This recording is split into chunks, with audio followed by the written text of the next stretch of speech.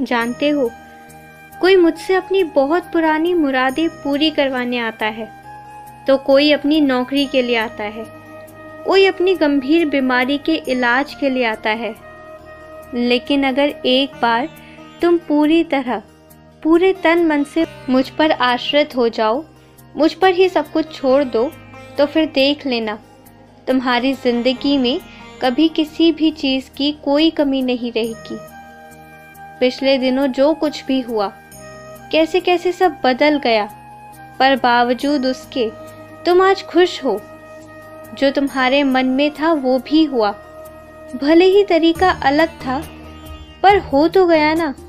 इससे तुम एक ही बात समझो कि मैं तुमसे बहुत प्यार करता हूँ, और जो तुम्हारी इच्छा है ना, उसे मैं हमेशा पूरी करूँगा। लेकिन उसे सही तरीके से करूँगा, कुछ अलग तरीके से करूँगा, ताकि कभी किसी को तुमसे ईर्ष्या भी ना हो, और तुम्हारे जो मन की मुरादें हैं ना, वो भी पूरी होती चली जाए।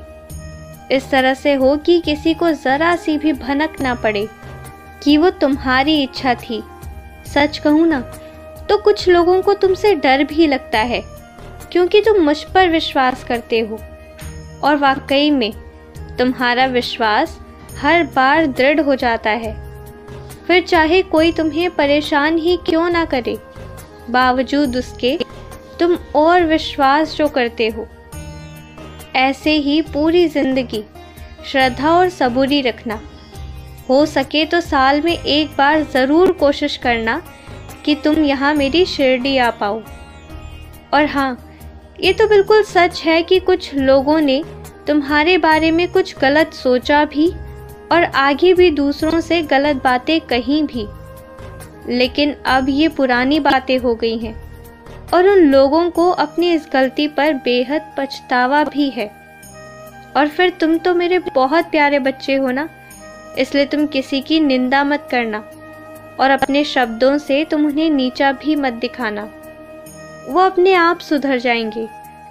जब तुम मेरी पूजा करते हो और इसके बदले कोई तुम्हारा मजाक उड़ाता है ना, तो फिर उन पर रहम खाओ, उन पर तरस खाओ कि अब तक उन्हें सच्चाई का ज्ञात ही नहीं हो पाया है। और उनकी बातों को दिल से मत लगाना। जो लोग खुद सबकी पीठ पीछे गलत बातें कहने में समय बर्बाद करते हैं, वो तुमसे तुलना करेंगे, तो फिर क्या ही कहा जाए। इस वक्त उन्हें कुछ समझ ही नहीं आता। तो खैर, ऐसे लोगों की बातों को दिल से ही मत लगाना, और अपनी पूजा पाठ में कभी कोई कमी मत रखना। मेरी चालीसा तो तुम्हें प्राप्त हो गई है, अब उसे अपने पास संभाल कर रखने की बजाय प्रतिदिन मेरी चालीसा पढ़ो। किसी भी काम की शुरुआत करने से पहले श्री गणेश जी की आराधना करते हुए मेरी चालीसा पढ़ो, और फिर देखना, वो काम तुम्हारा बहुत अच्छे से होगा। इस बार मैं तुम्हें इतनी शक्ति दे रहा हूँ ना कि तुम खुद बहुत कुछ कर जाओगे। तुम देखते जाओ मेरी लीलाओं को। खुश रहो, बहुत खुश रहो।